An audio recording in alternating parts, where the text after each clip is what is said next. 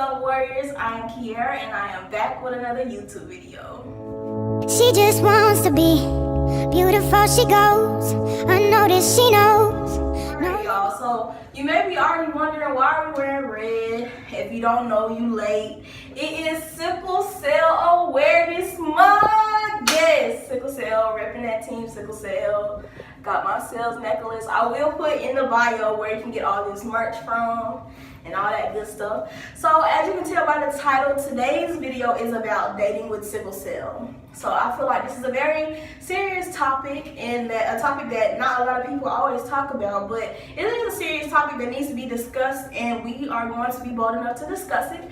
So today I have with me my brother. Yes, we're blood, my blood brother. Can't you tell?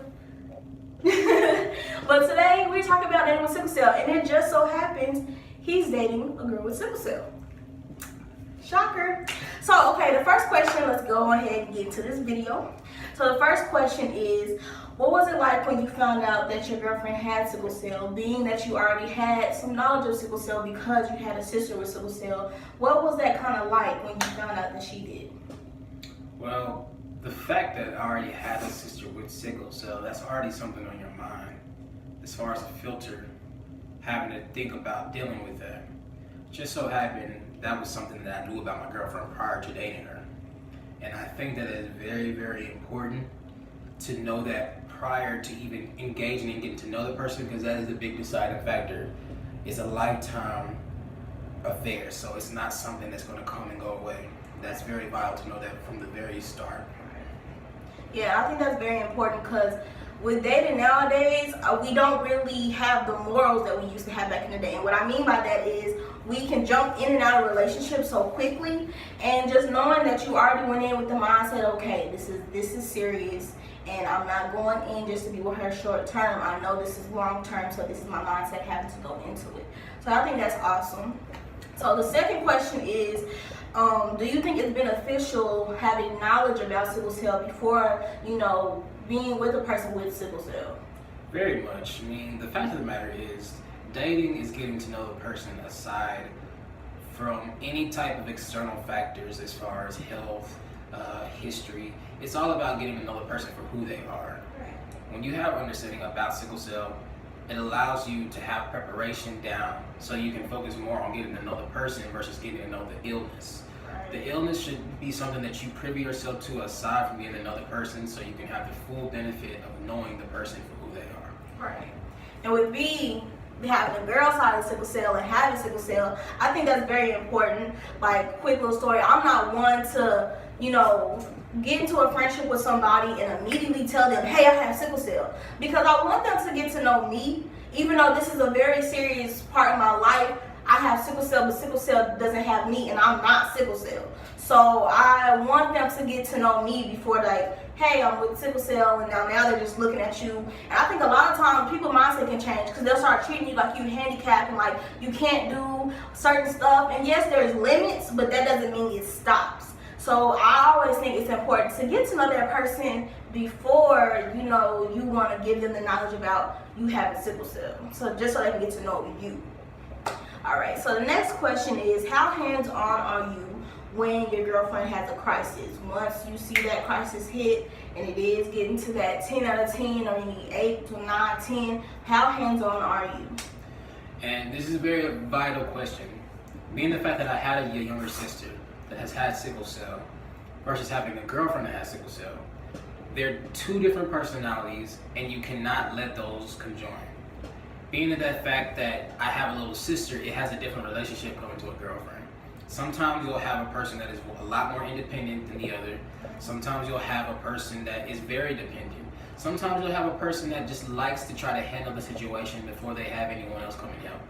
That goes back to just knowing the person. Knowing the person can help you in being able to know how to handle the situation versus the fact of just jumping in, feeling obligated. Know what that person is expecting from you. You have a clear level of understanding. From your understanding and their need, that's how you decide that. I can't necessarily give you a key to every situation and every patient because everyone is different. But if you know that person genuinely, that will come naturally. Right. Like, you know, everybody with sickle cell, we all know the same, like, sickle cell siblings. And yes, we have that in common, but how a person's pain tolerances may be different. How a person reacts when a crisis hit. I can be calm, and another person with sickle cell can be screaming and crying in pain. It just, sometimes it's, you know, different. So I think that's one thing. So do you ever, you know, stay with her at the hospital? Do you do any comfort measures or anything like that? Yeah, that's one thing that's pretty across the board. Your presence alone is very much the best support you can give. Yes. Even if you're not necessarily very instrumental in being able to, you know, do things that are actually directly affecting them, being able just to know that they have you there and that they have you as an emotional and mental support is really that they are all they're asking for you at the end of the day. Sometimes, as I know a man, we want to be able to take care and be able to be the end all and be able to provide any type of emotional and physical support you can. But something with sickle cell, we're very limited in what we can do. Your support and your moral support and your physical appearance is really the best thing that you can do for them. Right. And that goes into my next question. How does it affect you emotionally? Because I know having a sister is different from having a girlfriend. Now that you are like one with that person and getting to know that person on a more intimate level, how did that affect you emotionally? It was very interesting because prior to my girlfriend, the way that we handled my sister's crisis was we were very distant. Anytime a crisis happened, we were so separated from the situation that we learned to internalize it, and it was never an outward type of affection towards the situation. So you learn to kind of disconnect, and it was the exact opposite with my girlfriend.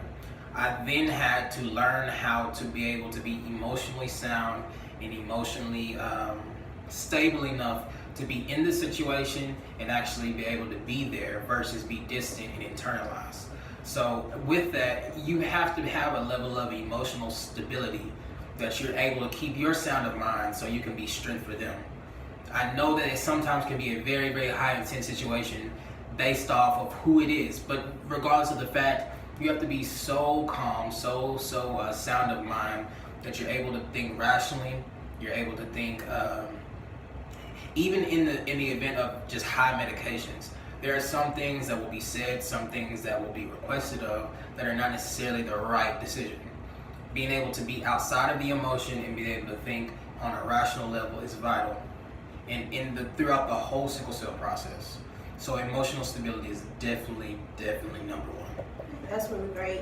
I think if you're out there and you have siblings with sickle cell, or if you're a parent, and like in my household, I'm the only one. I have 3 siblings. I have 2 brothers. I'm the girl. I'm the baby. So I have sickle cell. My older brother, he has a trait, and Chris, being the middle brother, he doesn't have the trait or nor the disease.